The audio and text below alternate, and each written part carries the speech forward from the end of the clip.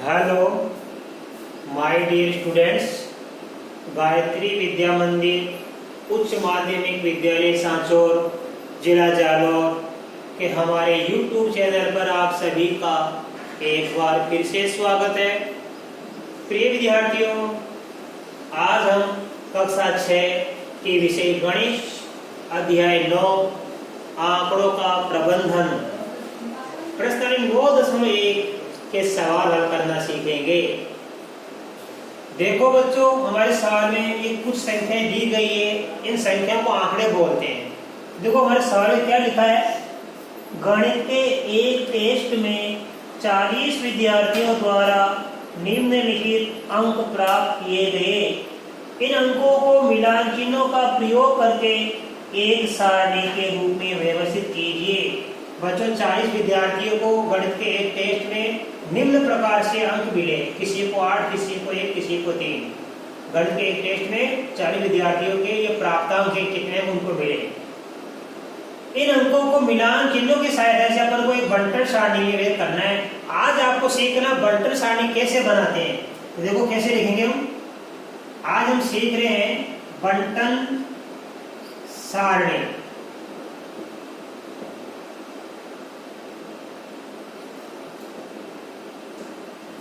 बंटन ये मतलब बांटना, बांटने वाली सारणी। कितने कितने अंक को बांटेंगे, किसको, किसी को 1 मिला, किसी को 2 मिला, कई बच्चों को 1 अंक मिला, कई बच्चों को 2 अंक मिले। तो बंटन सारणी बेटा 3 खानों की बनती है। आप हमेशा पहले खाने में लिखना प्राप्तांक। क्या लिखेंगे?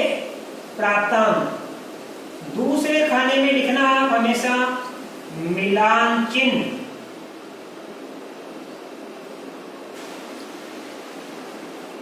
और तीसरे खाने में मिलान चिन्ह का खाना बड़ा बनाना आप। तीसरे खाने में लिखना आप बारंबारता। ये आपको हमेशा लिखना है, ठीक है। प्राप्तांक, मिलान चिन्ह और बारंबारता। बारंबारता का मतलब विद्यार्थियों की संख्या भी ले सकते हैं अपन यहाँ पे। ये विद्यार्थी की संख्या। अब देखिए, आप अच्छी तरह समझना। किसी को 8 अंक मिला, किसी को 1। तो सबसे छोटा कौन सा इसमें? शून्य किसी के है क्या? नहीं। तो सबसे छोटा अंक 1। 1 के बाद 2 भी आया, 2 के बाद 3 भी आया, और कई बच्चों के देखो 4 भी आया, और कई बच्चों के 5 भी आया, कई बच्चों के देखो 6 भी आया, और कई बच्चों के 7 भी आया, और कई बच्चों के 8 भी आया, कई बच्चों के 9 भी आया। 10 किसी के नहीं है और 0 भी किसी के नहीं है।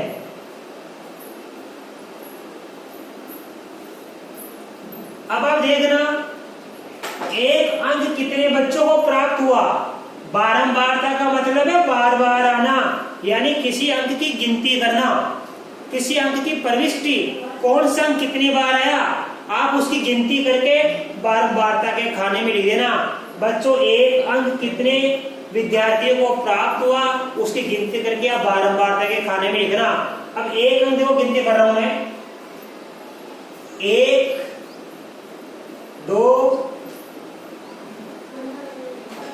2 विद्यार्थियों को मिला, तो इस 1 के सामने लिखना आप 2 विद्यार्थियों को 1 अंक मिला, राइट। अगर 2 अंक की गिनती करेंगे, 1, 2, 3 विद्यार्थियों को 2 अंक मिले, इसकी सी भी लिखना 3 विद्यार्थियों को 2 अंक मिले। अब 3 अंक कितने विद्यार्थियों को मिले, गिनती करना 1, 2, 3 विद्यार्थियों को 3 अंक मिले, तो 3 के सामने हमने 3 लिख दिया। अब 4 अंक कितने विद्यार्थियों को मिले, ये लिखना। गिनती करो 4 कितनी बार आया, 1, 2, 3, 4, 5, 6, 7। तो 4 अंक मिला 7 विद्यार्थियों को। अब 5 की गिनती कर लो। अब 5 कितनी बार आया, 1, 2, 3, 4, 5, 6। यहाँ 6 लिख देना। अब 7, 6 की गिनती कर लो, 6 कितनी बार आया? 1 2 3 4 5 6 7, 7 विद्यार्थियों को मिला। 6 नंबर कितने को मिले? 7 विद्यार्थियों को। अब 7 की गिनती करो, 1 2 3 4 और 5, 7 अंक 5 विद्यार्थियों को मिले। 8 की गिनती कीजिए, 8 1 2 3 विद्यार्थियों को 8 अंक मिले। अब 9 देखो, 9 कितने? 1 2 3 विद्यार्थियों को 9 अंक मिले। इस प्रकार आपको ये बारंबारता बंटन सारणी बनानी है बच्चों, बारंबारता बंटन सारणी। अब इन सभी का जोड़ करके देखेंगे बारंबारता वाले को। 2 में 3 जोड़ेंगे 5, 5 में 3 जोड़ेंगे 8, 8 में 7 जोड़ेंगे 15, 15 में 6 जोड़ेंगे 21, 21 और 7 28, 28 और 5 33 और 3 36 39। तो यहाँ पे क्या हुआ? ये तो हमारे पास 39 हुई। कुल गिनती कितनी है हमारे पास विद्यार्थियों की? 40। तो विद्यार्थियों का योग कितना आना चाहिए? बारंबारता का योग 40 आना चाहिए। तो देखो हमारा यहाँ तक ठीक था, अपने यहाँ से करते हैं एक बार। 9 कितनी बार है? देखो लास्ट वाला 1 2 3 सही है। 8 कितनी बार आया? 1 2 3 4, ये गलती हो गई देखो यहाँ पे। अब इनका जोड़ कर लेंगे, कितना क्या? पूरा पूरा 40 आ गया। तो बंटन सारणी करने के लिए 3 खाने बनेंगे। पहले खाने में प्राप्तांक बनेंगे, अंक प्राप्त अंक। ये कौन कौन से? इनको एक बार लिखो, 1 2 3 जो भी आया, प्रत्येक प्रकार की संख्या में एक बार लिख लो। फिर इनकी गिनती करके बारंबारता में लिख लो। अंक 1 की बारंबारता 2 है, 2 की बारंबारता 3 है, अंक 3 की बारंबारता 3 है। बारंबारता मतलब कौन सी संख्या कितनी बार आई, उनकी गिनती करके आप इनके सामने लिख देना। अब हम लगाएंगे मिलान चिन्ह। ये मिलान चिन्ह हमेशा किसका लगाते हैं बच्चों? ये मिलान चिन्ह हमेशा लगाते हैं हम बारंबारता का। देखो जिसकी बारंबारता 1 है तो 1 आप खड़ी लाइन खींचना, ये मिलान चिन्ह होता है। मिलान चिन्ह का मतलब खड़ी लाइन, मिलान चिन्ह का मतलब खड़ी लाइन खींचनी हमको। और बारंबारता 2 है उसके लिए 2 खड़ी लाइन, बारंबारता 3 है 3 खड़ी लाइन, बारंबारता 4 है 4 खड़ी लाइन। इसके बाद जिसकी बारंबारता 5 है तो 5वें अंक को आप ऐसे आधा काट देना है, ये 5, 4 के बाद 5वां आड़े काट देते हैं, तिरछी तिरछी।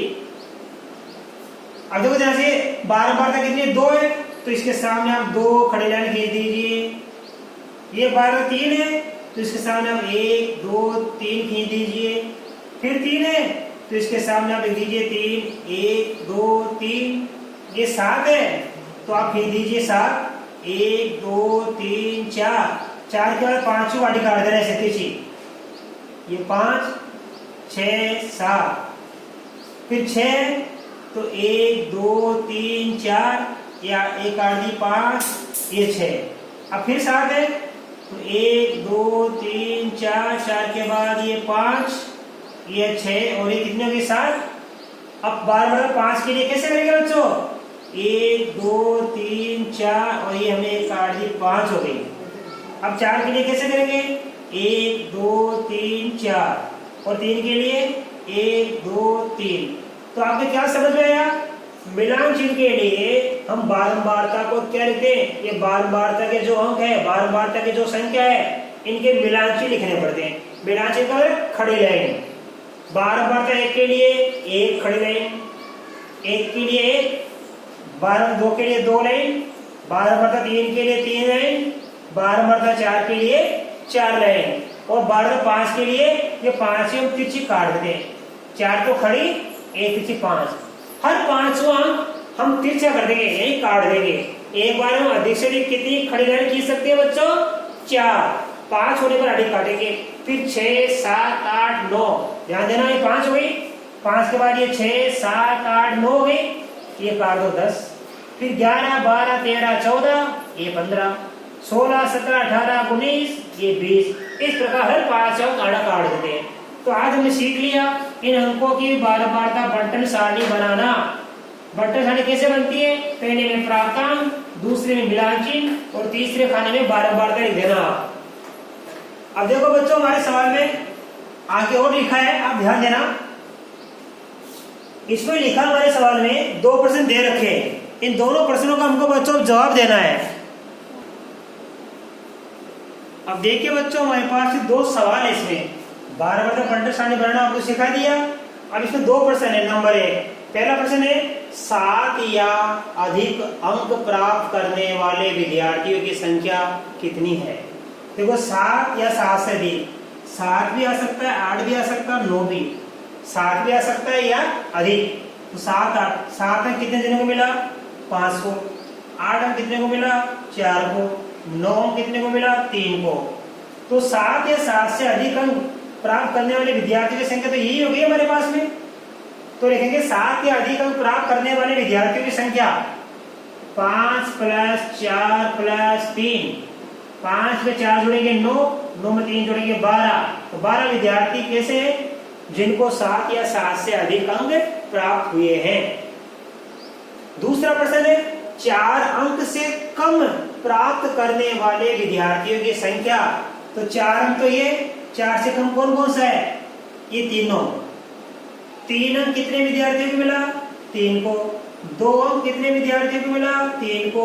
और 1 अंक कितने को मिला? 2 को। इन तीनों को हम जोड़ देंगे। तो 4 अंक से कम अंक प्राप्त करने वाले विद्यार्थियों की संख्या कैसे ज्ञात करेंगे? 2 + 3 + 3। 2 में 3 जोड़ेंगे 5, 5 में 3 जोड़ेंगे 8। तो 8 विद्यार्थी ऐसे हैं जिनको 4 अंक से कम अंक प्राप्त हुए और 12 विद्यार्थी ऐसे हैं जिनको 7 या अधिक अंक प्राप्त हुए। इस प्रकार बच्चों, आज हमने आपकी इसकी शुरुआत करा दी है। प्रश्न 9.1 का पहला सवाल मैं आशा करता हूँ बड़े अच्छी तरीके से आपको समझ में आया होगा। इसके बाद आगे के सवाल कल के वीडियो में सिखाएंगे। धन्यवाद।